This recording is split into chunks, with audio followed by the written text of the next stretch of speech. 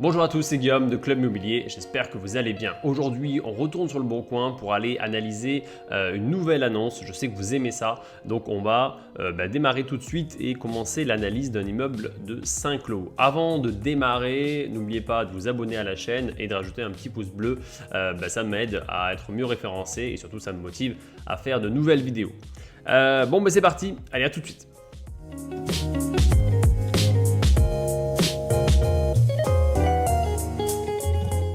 Bon voilà, là on est sur un immeuble trouvé sur le Bon Coin, encore une fois. Un immeuble de 5 lots à 230 000 € à Châtel-Guyon. On va aller regarder où c'est Châtel-Guyon pour la plupart d'entre vous qui ne doivent pas savoir où ça se situe, ce que je peux comprendre. Donc on va regarder de suite la carte, comme ça va vous aider à vous situer. Alors on dézoome. Pour vous voyez un peu, on voit Clermont-Ferrand, ok, je dézoome encore un petit peu. Voilà, donc on est vraiment juste à côté de Clermont-Ferrand. On est juste dans la périphérie de Riom, on va dire, d'accord. Donc on n'est pas trop mal placé. Qu'est-ce qu'on peut voir? Alors pareil, comme d'habitude, dans la stratégie, on ne va pas regarder les photos. Les photos, ça vous pollue et ça vous fait perdre du temps potentiellement. Donc on va aller directement sur les chiffres, ce qui nous intéresse. Si ça confirme, d'accord, que le produit est intéressant, à ce moment-là, on va analyser les photos, mais pas l'inverse. C'est ça qui est important de garder en tête. Alors, qu'est-ce qu'on voit rapidement là-dessus? On voit donc 5 logements, comme je vous ai dit, 3 T3. Donc, premier élément qu'on voit, on voit 3 T3, 1 par étage, ce qui veut dire que déjà, il n'y a pas que des petits logements, ce qui est une bonne chose. Ensuite, on voit un studio de 25 mètres carrés et un T1 d'environ 30 mètres carrés qui se situe au rez-de-chaussée. Donc encore une fois, ce ne sont pas des mauvais éléments. On a une variété de produits sur l'immeuble qui est assez intéressant, même si un T2 à la place du T1 aurait été intéressant parce qu'on aurait eu un peu plus de diversité. Malgré tout, on a un T1 qui se situe au rez-de-chaussée, ce qui peut très bien convenir à une personne âgée, par exemple, qui vivrait toute seule, qui aurait besoin d'un logement, pas forcément accessible handicapé, mais en tout cas accessible sans avoir d'étage à monter, donc en rez-de-chaussée tout simplement. Donc en tout cas sur la configuration, on est OK. Deuxième élément, on dit que les logements ont une cuisine équipée. On verra les photos, on verra ce que ça veut dire exactement, mais sur le papier par rapport à ce qui est écrit, c'est plutôt une bonne chose. Ensuite, chauffage collectif au gaz. Qu'est-ce qu'il faut comprendre par cette phrase-là? Il faut comprendre que le gaz, donc la consommation de gaz, sera compris dans les charges. Ce qui veut dire que c'est à vous en fait de payer tout simplement la consommation de gaz et après de répartir ces charges pour les locataires. Il y aura des charges généralement qui seront données en amont, c'est-à-dire que il va avoir peut-être 50 ou 60 € de charges par mois à payer pour la consommation de gaz et à la fin de l'année, vous ferez une régularisation et en fonction de la consommation, soit vous leur rendrez de l'argent, soit vous leur demanderez plus d'argent, tout simplement. Qu'est-ce que ça implique? Ça implique malgré tout que c'est à vous de payer ces éléments-là. Donc ça fait, on va dire, une gestion, un peu plus de gestion. Vous aurez un peu plus de gestion à faire. Alors que s'il y avait des compteurs individuels et une chaudière du coup individuelle, ça ne serait pas à vous de vous en occuper. Comme vous l'avez pu le comprendre, ce qui veut dire chauffage collectif veut dire chaudière collective. Okay, et donc, chaudière collective, ça veut dire que c'est à vous de faire l'entretien. Alors, c'est à vous de faire l'entretien, néanmoins, vous pourrez le répartir dans les frais en fait, de consommation, mais malgré tout, c'est à vous de vous en occuper, c'est à vous de penser à faire l'entretien régulièrement, tous les ans. Voilà. Par rapport au loyer, on voit donc loyer hors charge actuel. Donc déjà, il précise hors charge, ce qui est un point intéressant. Au moins, c'est précisé, c'est clair dans l'annonce. Parfois, ce n'est pas précisé, on n'a pas cette information et ça peut être vraiment problématique. Parce que, évidemment, quand on va calculer la rentabilité d'un projet, on va la calculer hors charge et non charge comprise. Donc là, on a 3 logements à 480 € qui correspondent du coup au T3, ce qui semble pas excessif pour un T3 par rapport au secteur. Encore faut-il connaître un petit peu les prix, mais si vous avez vu les autres vidéos, vous verrez que ces prix-là, 480 € pour un T3, c'est des prix qui sont généralement pratiqués dans des petites et moyennes villes de France. Ensuite, on voit 260 € pour un studio, c'est bien, c'est le bon prix, et 270 € pour le T1, c'est également un prix qui est plus que correct. Pour information, même si ça n'a pas de rapport, sachez qu'aujourd'hui, généralement, une personne seule qui a le droit à la CAF parce qu'elle n'aurait pas de revenus a le droit à 253 euros de mémoire. Ce qui fait que quand vous avez un studio, par exemple, aux alentours de 250 euros, ça fait quasiment aucune dépense pour une personne qui serait seule et sans revenus. Voilà, pour information. Donc on a un revenu finalement mensuel global hors charge qui est de 1970 euros. D'accord? Donc 1970 euros, si on fait un petit calcul, ça nous fait 23 640 euros à l'année. Donc 23 640 euros à l'année pour un prix affiché à 230 000 euros. Bon, alors on note tout ça sur un bout de papier, donc 23 640. On a un prix à 230 000 euros, mais ces 230 000 euros, il faut y ajouter les frais de notaire. Ce qui fait environ donc 8%, ce qui fait 248 400 euros. Aujourd'hui, les éléments qui vont nous manquer pour calculer une rentabilité, on va dire approximative, ça va être la taxe foncière principalement. La taxe foncière pouvant varier de 1 mois à 2 mois jusqu'à parfois 2 mois et demi, voire 3 mois dans certaines villes de France qui sont des villes du coup très endettées. Alors si on va partir sur une hypothèse, on va partir sur l'hypothèse d'1 mois de loyer, ce qui est le plus commun on va dire en France. Donc 1 mois de loyer, c'est-à-dire 2 000 euros. Donc sur les 23 000 euros, les 23 640 euros, on va considérer qu'il n'y aura seulement que, allez, on va arrondir à 21 500 euros pour que ce soit plus simple.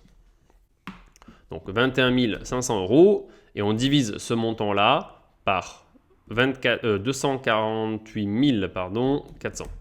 Ce qui fait une rentabilité nette sur 12 mois, c'est-à-dire sans vacances locatives, sans gestion locative, de 8,65%. Okay. Ce qui est pour l'instant insuffisant,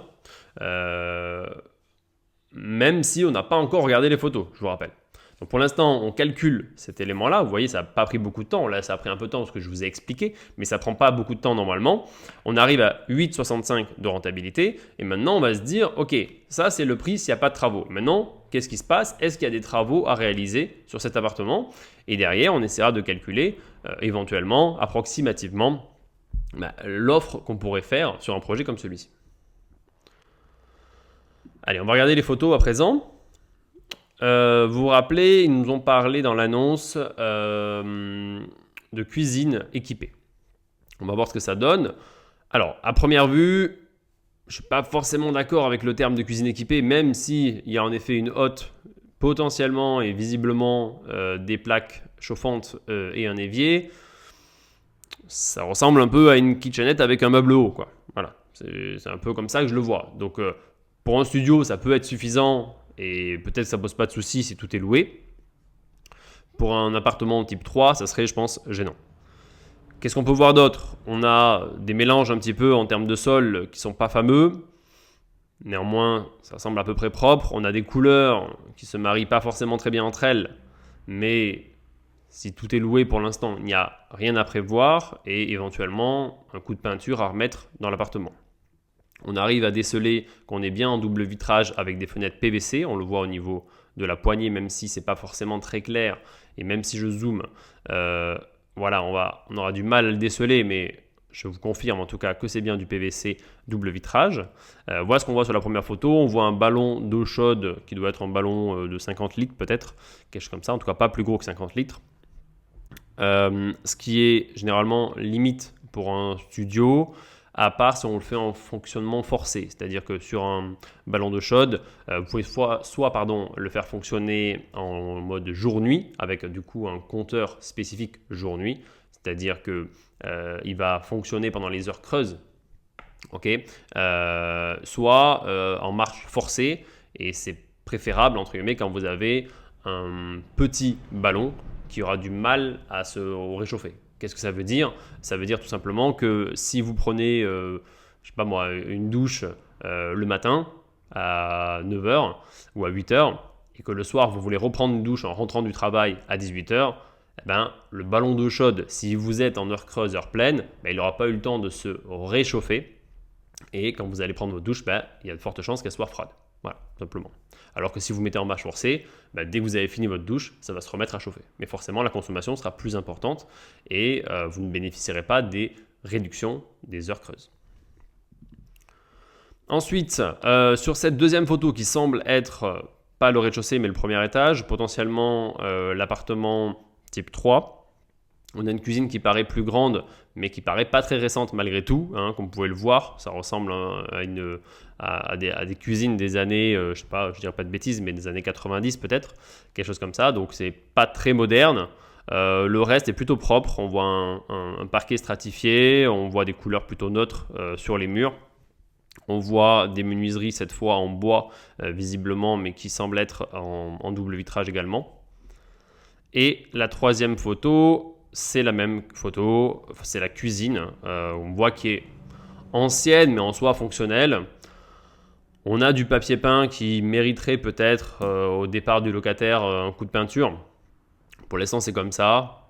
C'est loué encore une fois, donc il y a peut-être pas grand chose à faire. Pareil au niveau de la crédence, voilà, il n'y a pas de crédence. Il y a juste une plaque ici au niveau des plaques chauffantes, mais il n'y a rien au-dessus de l'évier, ce qui est quand même pas terrible en termes de projection.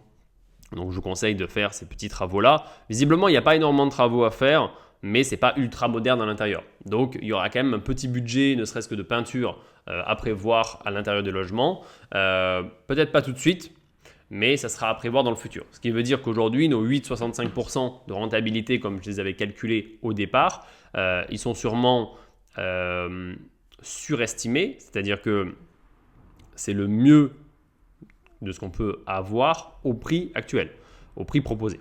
Ça ne fera qu'en baissant, parce que s'il y avait des travaux, ça va faire baisser. S'il y a la vacance locative, ça va faire baisser. Si vous faites gérer le bien par une agence, ça va faire baisser ce chiffre-là. Donc, il faut vous dire, attention, 8,65, c'est le maxi que je peux avoir si tout va bien, s'il n'y a pas de charge, s'il n'y a pas d'impôt. Okay. Donc, il faut avoir en tête qu'il va falloir faire forcément baisser ce prix-là.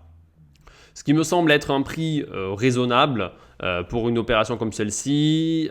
Si je reprends mes chiffres, généralement le ratio du 12% brut, c'est-à-dire 1970 € par mois et acheter 197 000, c'est souvent un bon ratio, même s'il dépend évidemment du montant de la taxe foncière et du montant des travaux, mais dans ce cas-là, comme on n'a pas beaucoup de travaux à prévoir, ça me semble être quelque chose de cohérent. Donc je pense qu'une première offre en dessous des 200 000 € serait cohérente pour un projet comme celui-ci. Voilà. Vous voyez qu'en quelques minutes, on a réussi avec quelques éléments à essayer de dégager un calcul et surtout estimer une valeur à laquelle on serait prêt à faire une offre. Les prochaines étapes, c'est quoi? Les prochaines étapes, c'est passer un coup de fil. On a par exemple un numéro de téléphone, passer un coup de fil, demander tout simplement des informations complémentaires comme la taxe foncière, puisque la taxe foncière, je vous rappelle qu'on l'a estimée. Demander également s'il y a des travaux complémentaires à prévoir qu'on n'aurait pas pu imaginer ou vérifier en fait avec les photos. Et troisième question, vérifier que les logements sont réellement loués aujourd'hui et qu'il n'y a pas des appartements qui sont vides et qui méritent donc un rafraîchissement. Donc voilà, j'espère que cette petite vidéo vous a plu. Si vous voulez qu'on en fasse d'autres, si vous avez même des biens que vous voulez qu'on essaye d'analyser lors de prochaines vidéos, n'hésitez pas à me les envoyer. En attendant, je vous demande simplement de vous abonner à la chaîne si ça vous a plu, de liker également cette vidéo et de mettre en commentaire toutes vos propositions et toutes les questions que vous aurez par rapport à l'analyse de biens sur Le Bon Coin. Sur ce, je vous souhaite une très bonne journée et je vous dis à très bientôt. Salut, ciao ciao.